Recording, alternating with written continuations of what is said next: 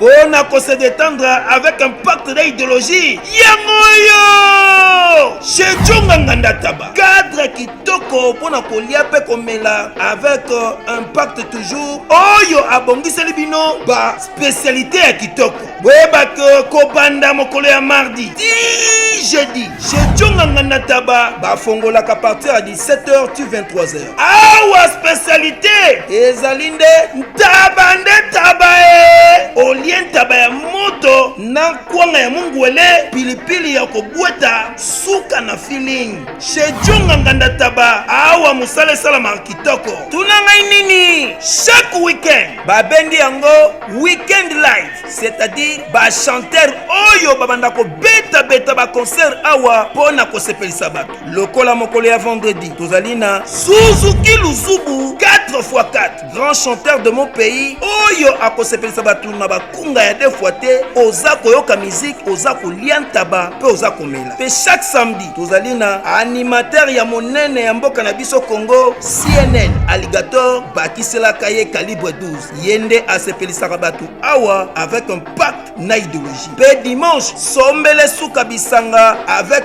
grand chanteur Emile alias Demingongo bakiselaka ye lisusu la voix qui cloche yende akarisaka ba chant pe aza kosepelisa bato na banzembo ya kitoko na ndenge ya deux fois te boyoki bomoni bondimi adresse ezaka kase moko na 45 rue na commune à Paris na Romainville 93 230 to pe obengi na numéro oyo plus 33 63 54 75 181.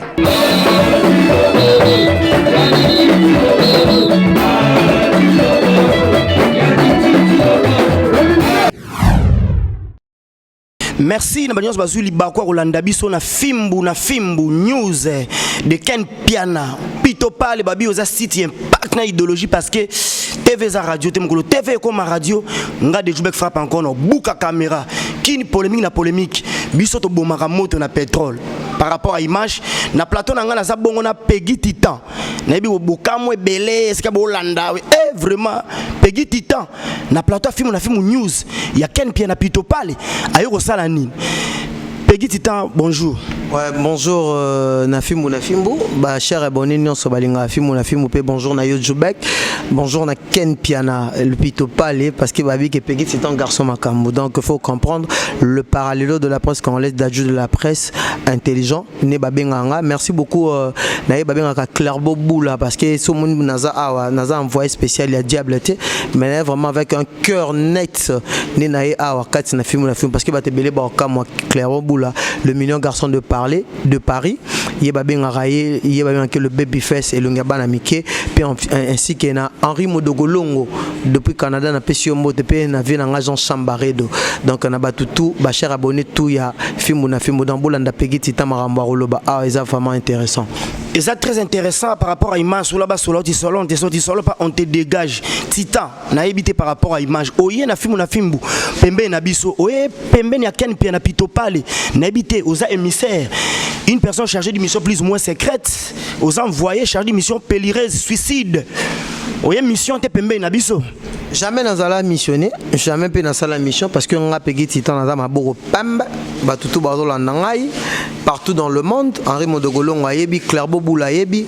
Donc Peggy Titan en tant qu'un garçon intelligent, en tant qu'un garçon conscient que je suis parce que na rose nangai inconsciente parce que né na yebu na moni bat ba yimi mais né na za bongo so na ye a na kati na sika yo yebi Jubek oza d'abord frère nangai oyebi nga depuis longtemps par rapport à l'éducation pe batu fo ba yeba que Peggy Titan na sala ba émission Ken Piana.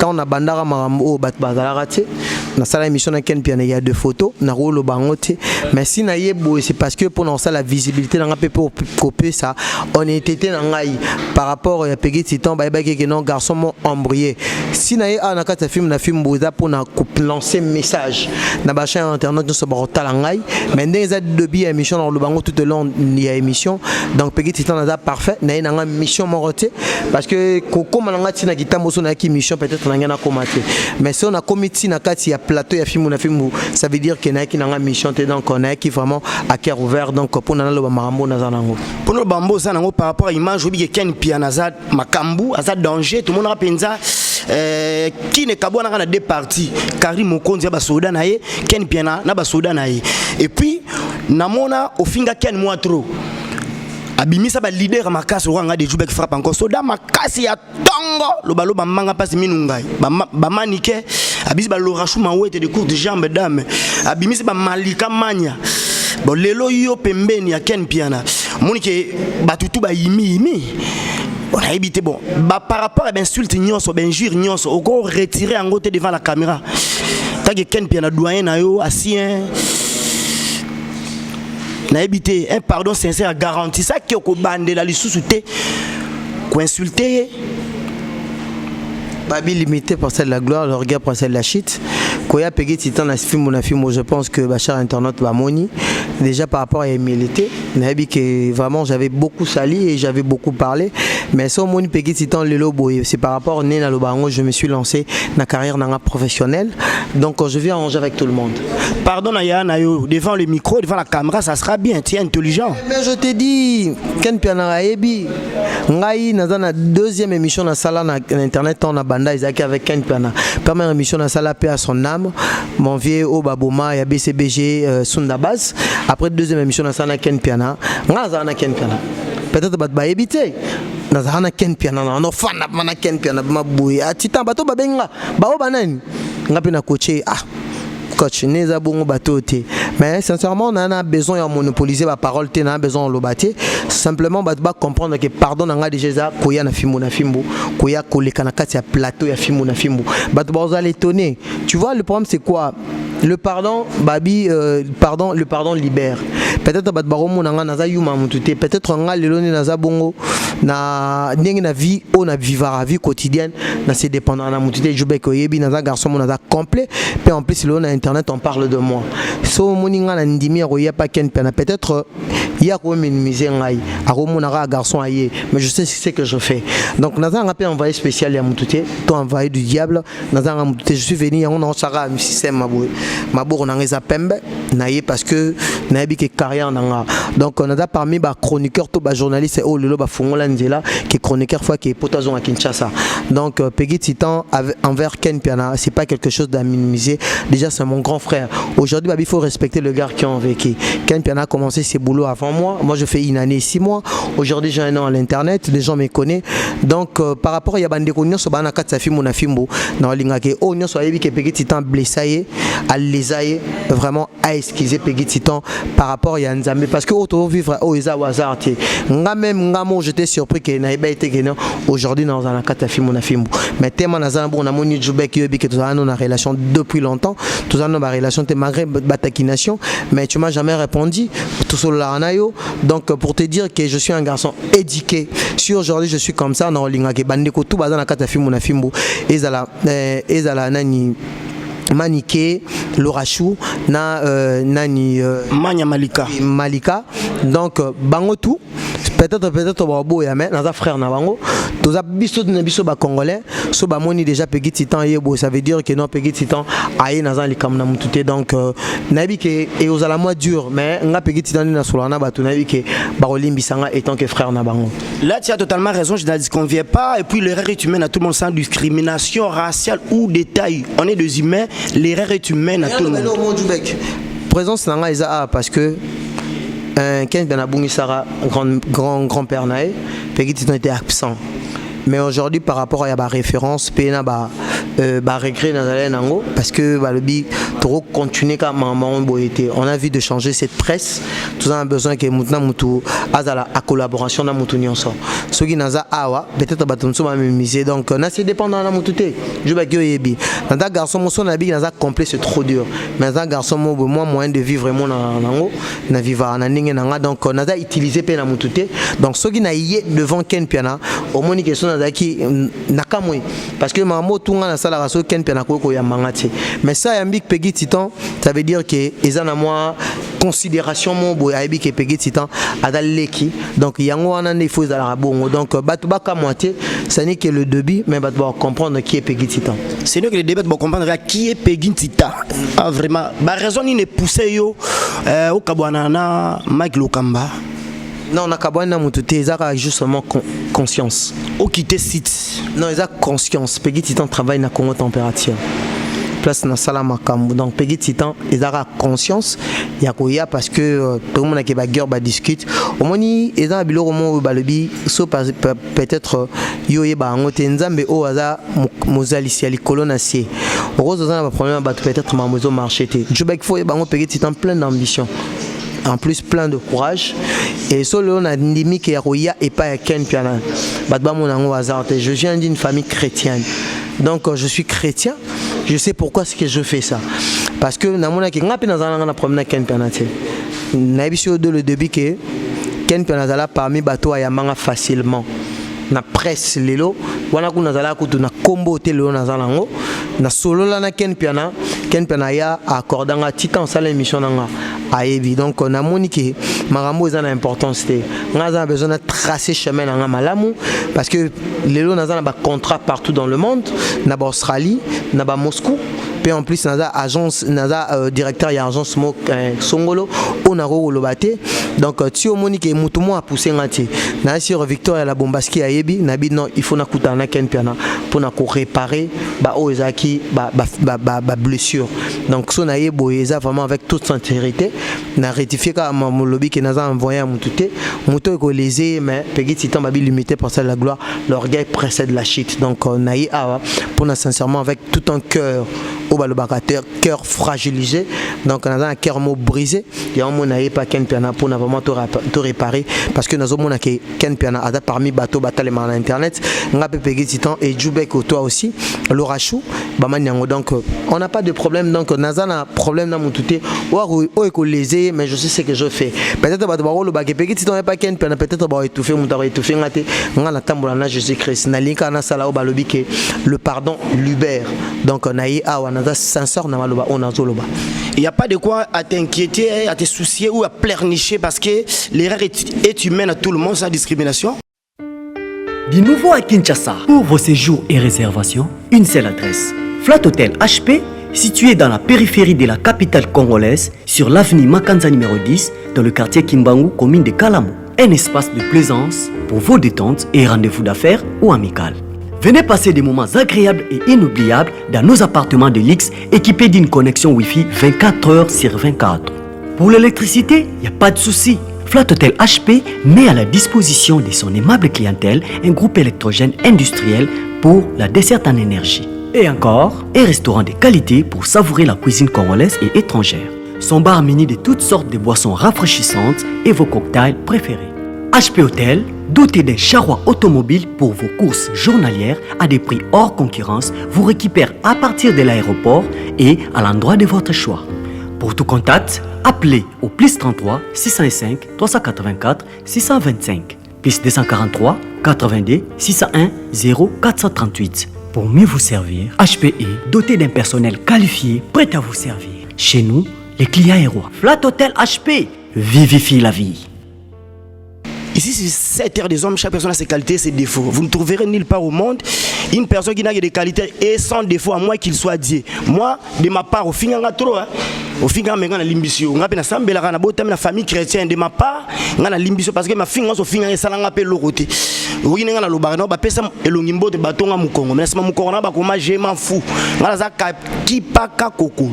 Par rapport à l'image, qu'est-ce qui se passe entre toi et Nasarato là? Vous avez de temps à autre, vous passez un bon moment, tout le monde a besoin d'interviewer, vous insulter, votre mésattente et compréhension, c'est dit à quoi?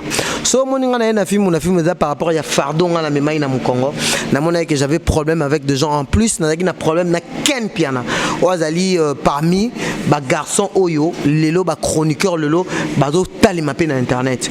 So moningai simplement pour te dire que mon frère n'a pas problème na mututé. Lelo ma boko nanga na chaka système ma boko nanga zape pembe. Donc mutema nanga ezali nango pe mwindute ezali nango pembe. Mais par rapport ya bato banek bolinga ke non ba utiliser ngai ba sim et simbate. Dans son ayeboye na boité par rapport au lobby que le pardon libère. Merci beaucoup na lo lobby parce que ngai pe na ba interview na ça na lobby que non Djoubek Joubek c'est un garçon intelligent, donc on a yebi ba capacité na yo. Mais tellement pour oza moto oza na maîtrise, oza moto peu oza na maturité, oyebi singa ke non o libérer nga. Kakipaka kokolo ezo continuer toujours. Donc ngai pe neza bongo bato ba koloba ba dur, o ba koloba pona pegi titan, mais tinaye awe pas ken piana pour te dire que je suis sanctifié. Donc naza vraiment moto moko boy, on a minute sonné na na kati ya plateau na bino boyambinga na komi moto naza sans problème. Sans problème. Nini na Saratola. Expliquez ngate. Yona Saratola. Saratola bo wele nini. Tola Sara. Faut tout na pegi titan na kombo ona yebani. Nga fo beta ka so beti na YouTube obeti Ken Piana. Obeti pegi titan, obeti YouTube, obeti Joubek, obeti par exemple obeti nani ba benga nani Jires Malele. Ozo comprendre. Nga na pegi titan na inaperçu te na garçon on a rose la jamais utilisé. Il faut qu'on comprenne ngo Joubek. Nga na garçon na complet. Na kola na pas cité. Yo za complet kola na pas cité mais ya za madame aroula na carrosse. Ana ba bonne na palais, ba nini. Il faut yo za na ngo. Jusqu'aujourd'hui, il remercie Jaël Show au afungolanga motema. Jaël Show au afungolanga motema. Nga pegi titan batembele ba mimisanga ba mamemili. On a bien Mikolo Karaba la sorcière. Ozo comprendre. Ba mimisanga yi. Pegi titan nga bema batumsu na presse. Le loso mona batembele ba na presse en ligne c'est pegi titan. Nga ina ebisa yo Joubek. Net banani. Baze belé. Tanga ba kombo. Baza ba chuke. Baza ba mamemili. Baza ba patapouf. On a le l'homme tu na sali na émerger bango. Nga na garçon a malesa maté. Joubek, au moins émission dans ça nao, dans ça on a ouvert. Dans ça on a Kent, on n'a pas Kent penalty, on a profité.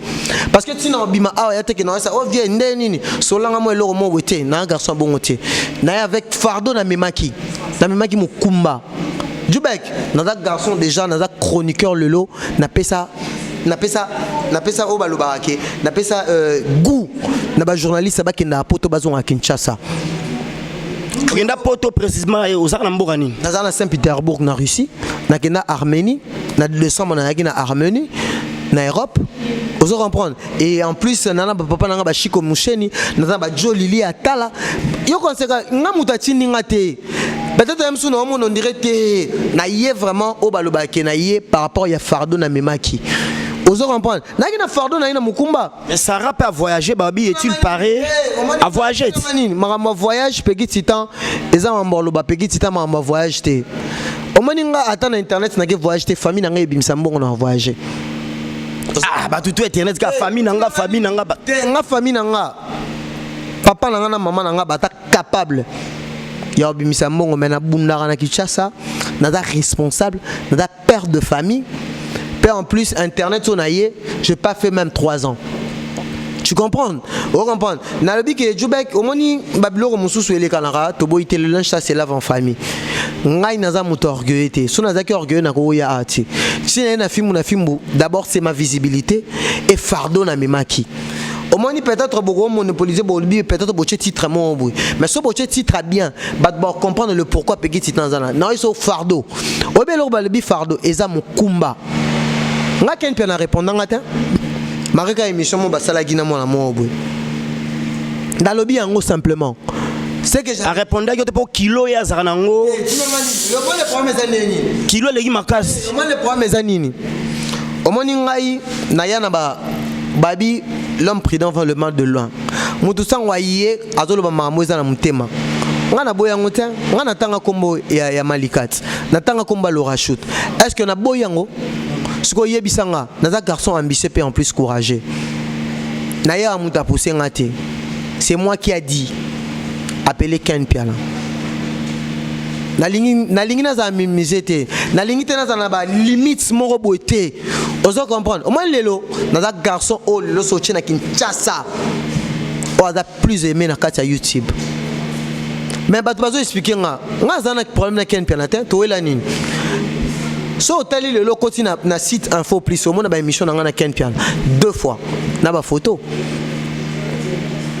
le pardon libère ba o ba benga nga yuma ba benga nga yuma na lingi nzela na ngeza sembo pour na Paris ezo zelanga Belgique ezelanga Suisse ezelanga bat ba zelanga na poto si na sali boye bat ba ka makanga ya équipe nationale nga zalaka Yo yakate vraiment ba janvier ala sa bolingo na ba jaeli chaud. Siko ngana lobaki ke ngana kolakisa bolingo na ngai ya gentillesse mbebote na ozala tour na ngai. Na lobaka ngo na mutema na nga Jubek. Mais le loso moninga lelo na yé. Simplement pour na relaxer OK. Nada garçon moi je réfléchis très bien. Na d'abord ko rendre visite na ken pena pona matanga o alekana kinango. Parce que bat banda lo ba peki titan bat bayina matanga non, ba guerre na biso internet ça n'a rien à voir dans ma vie privée na biso. Ken pena été éprouvé. Et aujourd'hui moi je suis na plateau na film Oasika. Ozo pesa mikolo modèle. Siko boyami siko peki titan le parallèle de la presse congolaise. Garçon makambo azana makambo. Donc oye film na film pose makambo et puis okende na okité. Makambuté naza déjà na makambo. La parole s'en va, les écrits, les images restent. Est-ce que okité bisoté? Nga ezake collaboration na ngana ken pena ça reste pour la vie. Ça reste pour la vie. Là je te dis ça reste pour la vie. Au moins lor na ndolo. Tu es sûr et certain que na vie na au finga zu ken. Yo ka lor na ba ndolo ba. Na ngana yeba parce que bat baloba ke ken na motema munene. Au moins lor na ngana yeba ken na motema munene. So ayamba ngate. Yawana linga ke bozo imagine kena yaminga na sali humilité na bengi grand frère na yambi ayaminga o mai mutamutema mabe ayeba na oh mais na moni yango lelo mutu ba kolobela o mais oza bongoti vous comprenez parce que avec magamonio songa na sala kena ko yamanga facilement té ça veut dire que aza chrétien bato batika ko juger mutu de loin ngai tino mo na ya na ki na bobangi te na mona bandel pe kitambot na leke banzuzi konga et pas na biso qui vous 37 na robanga na ngape loroté mais si na yaki pour dire que nazana besoin que ndela nanga ezala polele ko pa Jubek tant na moni ke yo oza frère nanga oza moninga nanga te na âge oza grand frère. Vous comprenez? Babi mutu baye bagaye par rapport à ba propos teni nae. Nazo loba naza très bref. Nae na film pour na profiter. Carrière nanga peki titan eza moulai. Une année 6 mois comme on a internet. Donc ça veut dire que na lingi na réparer car o eza ba blessure on a lingi ko mema mukumba ya batuté. Mais bato eleze bango vraiment eleze binoté parce que o eza peki titan l'accepte no ka ke na grandeur munene na katia YouTube. Qu'est-ce qui s'est passé entre Yona et Mike Lokamba? Qu'est-ce qui s'est passé? Parce que à part là, nous avons parlé et on dit que une bonne relation. Problème ni lequel et lequel bilan entre Yona et Mike Lokamba? Qu'est-ce qui se passe? Bilan mi balé. Dans un problème là, mon touté, pegi titan linka que nous allons naïs en la lumière. Pegi titan linkite que non batu oyo ba linga ba etufinga. Batu banani ba linga ba etufi. Faut tanga combo soda makasa banga te. Je vais belé. Tinani un tel faut citer les noms tu appelles. Belé. Ngana za bongo na ko linga jamais ngana o défendre na ba droit nanga. Mutu jamais ko profiter na pegi titan Jubek. On nous comprend. Yo mo on comprendre que pegi titan da soda makasi par rapport à émission. Nada besoin tant comme mututé. Simplement na yé pas ken piana avec toute sincérité. Wele mambwali konda to mambwa momi. Te likonda na simba likonda nzele na banzele na ba Paris na ba Suisse pisina ki nzele te banzele na banzele. Vous comprenez donc ne naza bongo tala no bota no tainanga. Peut-être na matina kitia. Ba cher internet bota no tainanga. Bomoni tainanga. Naza vraiment normal peut-être na matina kola film mais fa bozwanga donc vanda bona reste pas plateau. Ouais donc naza na taille mo na pesara na mesiraka 1m59. Alobi prostate eza maladie eza na makambo ebele mais na 2 minutes na kolobaka ba point essentiel. Tolobi prostate ezali maladie oyo ezwaka ba papa. Balobaka ete prostate utaka beaucoup plus pona ba papa oyo basalaka rapport sexuel mingi. Mais eza bongo te prostate eza maladie oyo eza kozwa bato de 40 na komata oyo bakoma na difficulté ya kosuba. C'est-à-dire papa soki amoni déjà ozako suba masuba ezako bima na vitesse te ozako suba masuba ezo bima na denzela ozako suba posa ya kosuba ezali susu te ezo sila te mais masuba pe ezo bima te yeba ke no papa ozo développer la prostate wana ememaka pe faiblesse sexuelle donc pona nini e komi na inflammation na niveau ya prostatite donc komi na maladie prostatite na niveau ya prostate wana oyeba ke no okoza déjà na kati ya prostate wana traitement nango o ezalaka ka opération mais na cabinet docteur Hakim tozana traitement sans opération ya prostate quel que soit ozoko suba masuba ezako kende su na vitesse te ata 1 mètre koma kalisusu te ozako suba posa ko suba ezosila te yeba yaka na lombango na cabinet docteur Hakim Jebi José ou bien obengi biso na plus 243 84 06 55 760 ou bien au s'abonner directement na YouTube ya docteur Hakim officiel wana okozwa traitement ya prostate non tolobi prostate wana et même ka faiblesse sexuelle prostate wana et bomaka prostate wana et ezali maladie moko mabe o ezako bika na produit naturel na cabinet docteur Hakim Jebi José. Donc ça veut dire que Peggy Titan a garçon mon ada nae mukusete mulaite maza moyenne. Donc ça veut dire qu'il y a un problème dans mon touté. Bateau les bango ba comprendre que Peggy Titan a un problème. Je viens, c'est que je suis venu ici, c'est réparer avec Ken Piana. Tous en a bon terme. Donc on a nae jusqu'à l'éternité. Jusqu'à l'éternité par rapport à image solo là bas solo ti solo. Au moins peut-être oh pona mbongo pona makambu boyena boete. Je ba yo ebinga bien Peggy Titan. Nena vivre na famille nzalate. Na te na famille mo bote ba ko luka kende te muiso mwana mwana luka te. Nga so le internet e pesité papa na nga to maman na nga opesa nga la. Mwana na nga sauvé. Vous comprenez mais na chiko na tanga parce que nga ça la communication sociale. Au moins musala na hôtel les aba chronifois cité. Les aba musala oh peut-être ba bulaka ke bat ba na internet ba ça te nga na tangela ngo chic yo yebi jubek. Peggy Titan aza journaliste a 2 formations. Donc ya musala na ko lingana za jamais minimisé, na za jamais utilisé. Donc si na pas ken penezara ke pendant l'axe batu ke na ranga pe muta mabete. Au moins te ke na pas ken na yambinga. So azaki na makambu na nga na mona ngo lelo. Ozo pas pendant na mona kitambo pe. Mais tant on a moni bongo et ça linga pe passi au banor lo ba mabe ya Ken Piana mais Ken Piana yambio kokuta na parce que to kuta na Ken lelo ça fait 2 ans depuis to kuta na 2 ans.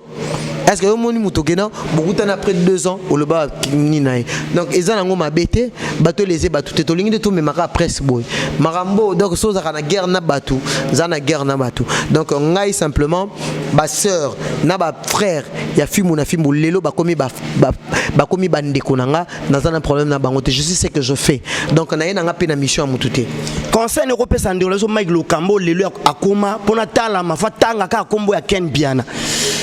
Faut fingra Ken Piana, faut kotisaka kombo ya Ken Piana. Azabe muto bondoza na trop, vous passez un bon moment. Vous avez trop de conseils européens ça y est. Pour vous changer, c'est bien. Si vous avez changé, vous avez peut-être Zabo, la bonne mouté, mambi qui c'est un receveur. Et c'est le moment malin même dans l'écolo, dans l'eau là bas c'est pire. Conseil européen ça mouto, Mike Lokamande, on a besoin de tigala kaka kombo à Ken Piana mounorona, kaka kofinga Ken Piana boutou, mpemoi. Conseil européen c'est devant la caméra. Bayokana Aza frère nae, bango tout bada c'est la même boulot, ça sert à rien.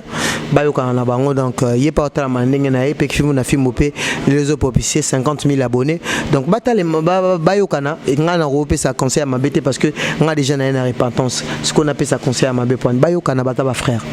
Nous sommes arrivés à la fin de notre émission. Si peut-être vous avez comment on louba mais na tout noté peut-être au quoi profiter de l'occasion favorable. T'es bachar internet nangai batunyo so badola nanga partout dans le monde. Koya Peggy Titan na film merci d'abord je suis resté ici devant Djoubek nga bien un garçon intelligent. Il y a presse en ligne, il est vraiment à l'Obama, Moza, vraiment très capital. Puis il y a lobby mo, il raté. Donc, bachar internet ça sert à rien. Bah discute, bah maramoutou, tous les habits bah congolais, bah guerre européenne, bah polémique et même rien. Tout ça promotion d'artistes et musiciens, tout ça parce que tout ça bah chroniqueur musical. Bah bilo copé bah tapoto bah lembi ango, et ça nango n'a le roman roté d'importance.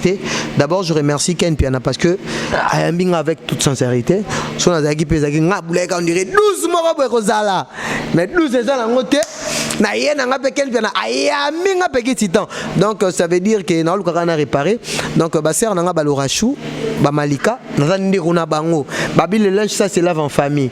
Pardon na ngai et libérer ngai. Moi na filmu au sentir na bimisi maman souffle. Donc ça veut dire que récit total ya vinanga. Yango j'avais commencé ça déjà avec d'autres mais batumsu su ba kina milité. Ya on a retiré pardon nanga. Vous comprenez neti mamé mili mana retiré qui pardon nanga parce que yé mo dans casier judiciaire ya mabe. Mais par rapport à marambo nga na loba bato les bangote. Ezara ke na sa carrière nanga o Jael Shoaib sanga pegi titan sale logo oyo olingi osala yo mo yebi so mo na ye mutatini ngate Jubek mutatini ngate okotunda Victoria la Bombaski mutatini ngate et na conscience nanga na besoin le kana plateau il a fait mon afimbo pour na kolakisa batu ke pegi titan na na problème te donc Ken Piana a commis collaborateur ya pegi titan quand il y a un problème pegi titan va intervenir mais sauf que nous avons besoin de régler le compte na batute. Donc merci beaucoup na Jobek pour na profiter bien sa bambote. Na pesi mbote nanga na yeba benga mais bocha titre mabete peut-être batu musu bakoma ke bocha titre mo bo fingi ngai. Donc tina ye awa yo yebi ozala mutu nanga depuis longtemps tozala na yo yebanga kutu par rapport à marambote mais oyebi singa lilo ke pegi titan au finga ngai osala boy tozala humain. Donc titre mabeza ate puis na za Ken Piana acha titre normal. So ke na yeka ko avouer ba onga na liaki ba onga na melaki ezali na libumunanga leo na sanzi yango donc bato ba retenir ka ke pegi titan atika les garçons mondenga zalaki donc merci beaucoup na yeba benga ke Henri Modogolongo o akotala ngai depuis Canada merci beaucoup na Clairbo Boula ba benga le millionnaire babi cash money garçon Paris le million garçon de Paris le babyface et le ngabana Mike Chalet Chamba l'appellation bien contrôlée le Jules Likando Motema ya Mapo Finini Batutu Junior Shaumba Chimeni Longa Letisa Shaumba yeba benga raé pas plus obo Junior Lizobo na pesi mbote bisiko zali yepe na bosanité yeba benga raé akui lofa na bosanité Sandy Viminde na mon vieux Kadi Viminde papa na Prince Auréole batutu balinga pegi titan maman Arlette Matoko papi Makombele batutu balinga pegi titan merci na Jubek merci to na souke émission na biso wana ezali bongo pegi titan en tout cas vraiment babi le pardon c'est une force qui libère l'imité précède la gloire mais l'orgueil tue ba orgueil ba souka kamabe Dieu résiste aux orgueilleux donc mo moni Ken Piana vient na yo doyen na yo kulutu na yo leader na yo ayambi yo na mutema moko okaza ki 12 okaza par rapport mais biso awa en tout cas ça rendait boy Ken Piana za mutema pembe et puis maboko pembe on moni makamne kinda toujours liboso ya on moni film na fimbu et ça toujours na makambo en tout cas merci na balandi biso ya na pesi mbote pe na ya na ngana Suède just ambole ses doigts de longue jambe homme vient na Sideman agence SK service agence ya si l'envers wana ya na Chris Bakale Roy na ko bosano jamais masa na Trésor Dunga papa na Messi Arnaud Dichambu Carlos mon ami vient na Chico Musheni et puis moi c'est kitoko mon vieux Chico Musheni amoni nga kata sito na sira sepeli vient na papi Makombele bo sepeli batutu ya poto vraiment bolobaki donc je pense que naza mais quand na lo barana mame mili na ko retirer pardon te Felia Womo balobi yo pena dessin animé akufa raté la baronne Felia Womo ambote belé batete la tout bolanga à travers le monde nga mwana mutete la le batete la fort bana so kitambo o bolaninga de Jubek qui frappe encore numéro ça na c'est pour moi na kitambo Chico Sampu na Fabrice Maele ba olanda ngai donc bana nyonso kitambo tout kitambo donc na sir bolanda Jubek bo soutenir ye dans ya véritablement na kitambo le la pegi titan leka banzuzi konga noko banzuzi konga donc bo soutenir biso bana kitambo numéro ça wana en tout cas ba remarque na ba suggestion je laisserai favorable pour l'avenir pour la franchise c'est ça collaboration je dis merci au revoir à la prochaine émission Mistral canicule orage Wakisha boucle na limwe Alda